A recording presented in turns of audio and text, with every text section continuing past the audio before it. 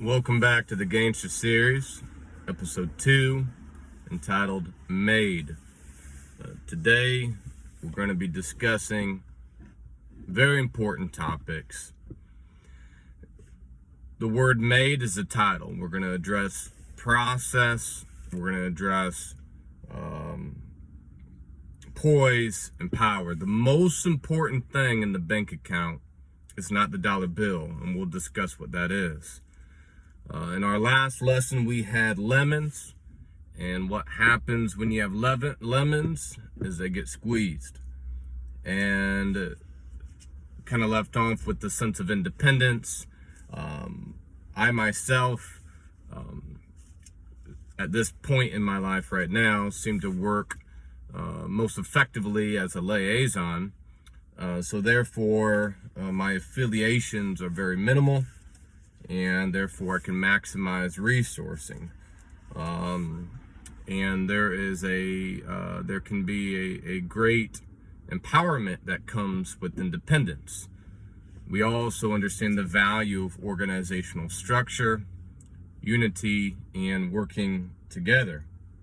Now, with this process, you develop the understanding of an inner circle. And because of the squeeze of the lemon, if you kind of take that out of lesson 1, you have the process. When we talk about made men, let's first go with the easiest word to use in this series, which is gang. And then from there, you can use other terminologies. There's groups, organized, legal, illegal. Ultimately, we know that there is good and there is bad. Understanding the episode number 1 is clarifying the fact that in its initial concept and a lot of the intentional pursuits and beginning stages, there's a lot of humanity-driven common ground. Obviously, how that is executed on a daily basis, large outcomes kind of tell the story if something's good or bad. But whether it's street gangs, organized crime, political bosses, big business bosses, you have people, let's say it is for the government, but undercover. You have all these different situations where there's some matters of execution that it can be very, very, you might be good, but you're right on the edge of bad as much as possible because of what you're trying to capture and accomplish. And to a negative effect, sometimes we have people with very disruptive mindsets and purposes, clothing themselves as a angel of goodness. And so when we talk about made, we're talking about a process in which credentializes you. Now, in traditional terms, that term is used widely in 2 different ways. One term comes out of American mafia lingo from Sicily, where there was a process in which you were made, and there was essentially a code that you submitted to. There's also, and we see this in different forms of other organizations now, and we can even go in different directions, whether it's an army with the boot camp, or an athlete with training, or a fraternity or sorority with hazing. There's a process in which we are inducted to certain places and positions and points of purpose in our life. So, here we go now. So, the other definition, made men, is kind of it's like someone who's been able to make a fortune essentially out of nothing. They were able to rise up, build something, kind of mark themselves with a brand of accomplishment. And so when we talk about made, no matter what your execution is, there is a process that will give you the credentials. Now, for a doctor, a lawyer, someone like that, yes, there is schooling, there is educational platforms, but there is still the hard knocks of life. There is that process. Now, once we achieve the process and we get to a certain point of induction in our lives, it's not that the process goes away. It's just that it builds and builds and builds. One fallacy sometimes in leadership is the idea that I'm never going to obtain. I just keep reaching for it and reaching for it. Whereas the counterpoint to that, where I stand and teach, is that you have arrived. You begin to look and discover what you have accomplished. It doesn't mean that you've accomplished your whole roadmap yet, but you have to have a sense of confidence and identification to really purposefully move forward with results. And that's why a lot of times as leaders, you'll find people chasing and seeking and never feeling like they obtain. And it's great to keep on your journey, and the process will continue, but we have to recognize points in our life, process times, where we have achieved a significant credentialing by the hell that we've gone through, by what we have endured, that process. And again, you can almost take anything out there. There's a process. In Christianity, new birth. And like I was giving the other examples, athletics, boot camp, companies, corporations that have trainings. Now, obviously, there's some out there that right from the get-go, you're doing stuff that's not right. And the key thing here, the trademark is what I'm operating with a betterment to the society at large, or is it just for me and only what I care about? So in the process is when we really learn and become this made woman or made man, this developing character in the story, if you will, where we get credentialized because of what we allow ourselves to work through and process as developing leaders.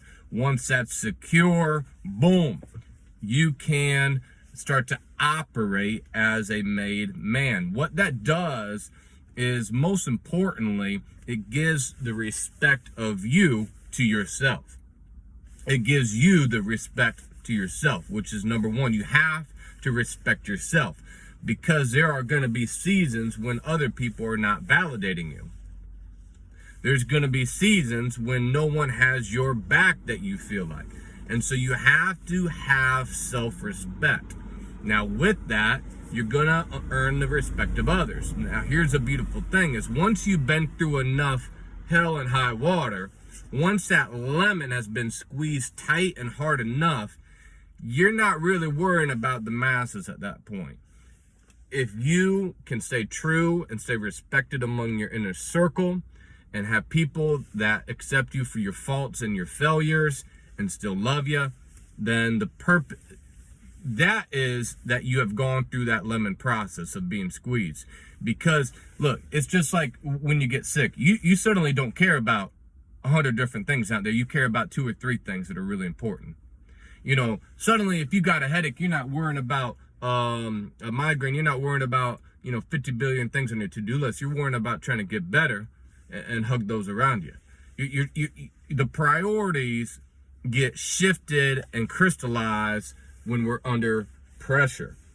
Now, when we deal with poise, oftentimes that process is because once we are in the street, once we are on the platform, in the arena, in the purpose of our execution, it's poise.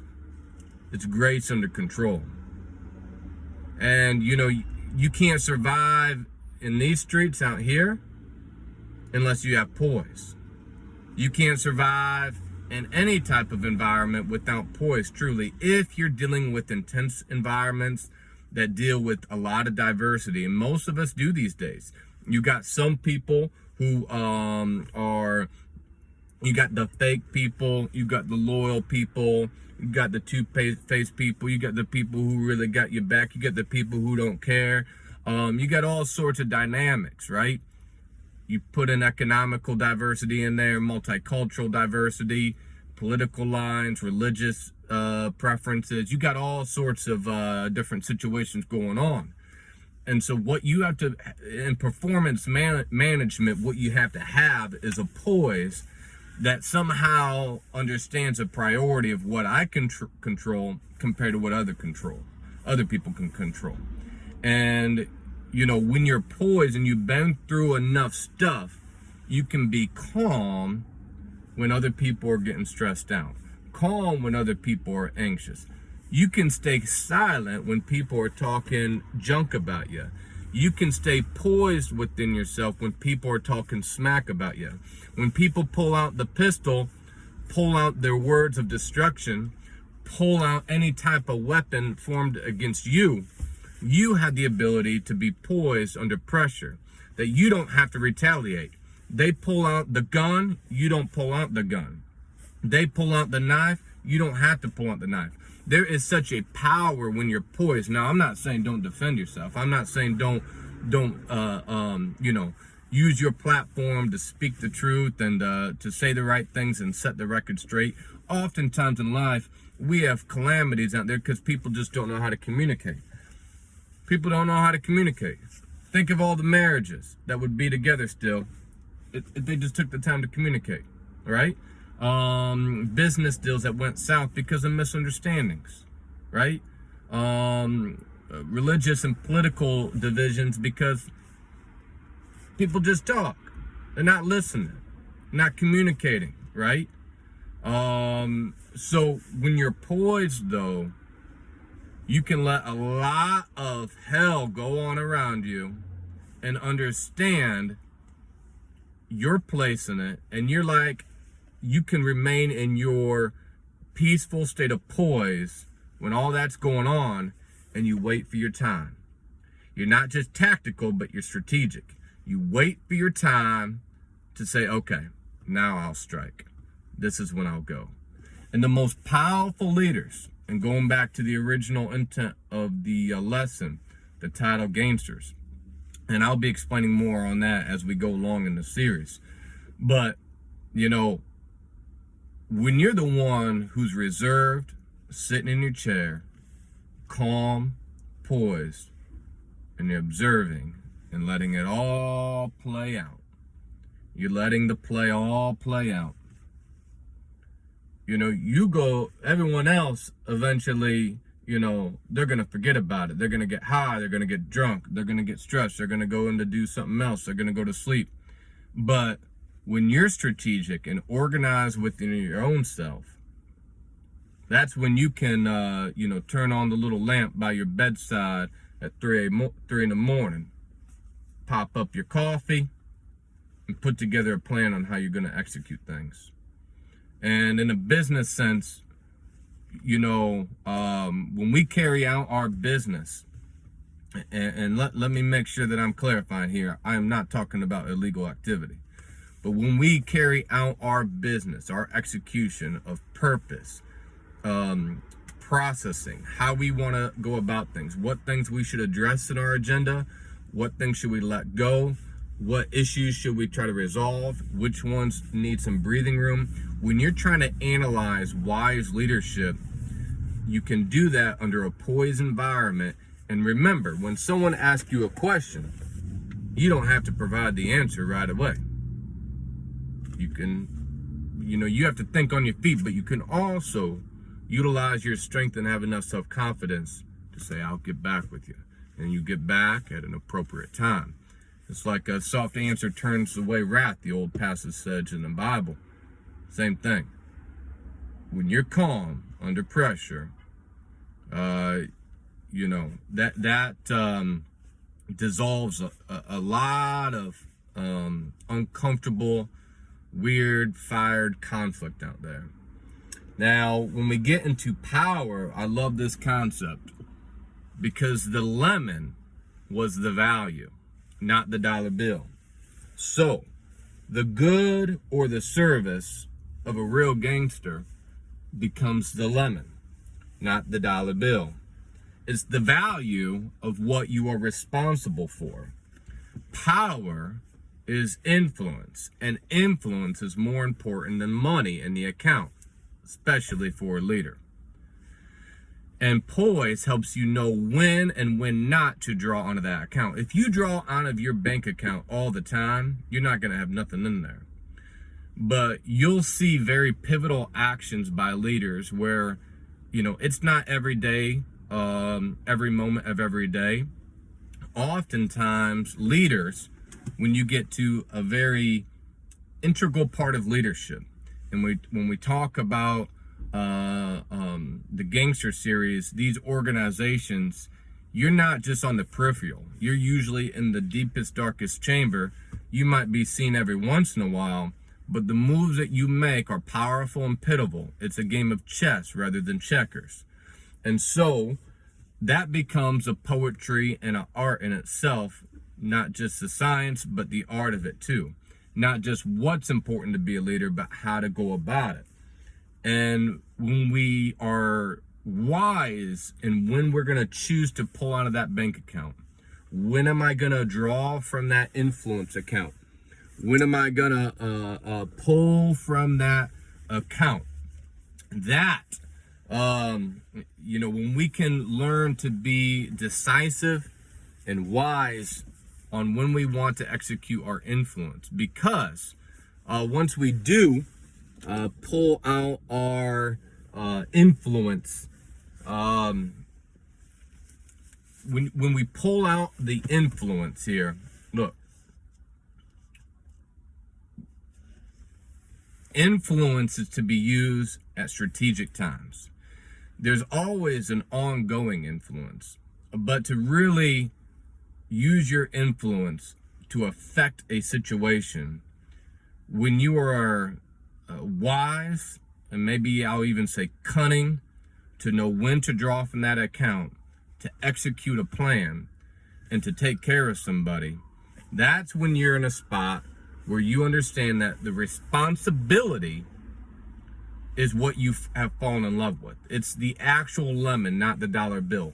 Your love is for the lemon that you're protecting, that original intent, that original personnel that you're looking out for. When you're responsible, when you have people under your watch, that's when you have to know to use your bank account of influence very wisely, because you are watching out for them. You are building bridges for them. You're shaking hands, maybe across aisles, doing things because you're securing their roadmap. So the value here is made. When I go through the process of understanding poise, power, what truly the investment is, influence, and where the value is placed, that's when I can understand on how that lemon, which is just an innocent lemon in a field, gets squeezed, and how that good or service can develop a sustainable pathway to success. A lot of content in here. Stay tuned for episode 3. Really appreciate your support. IGTV, Mars Leadership Services.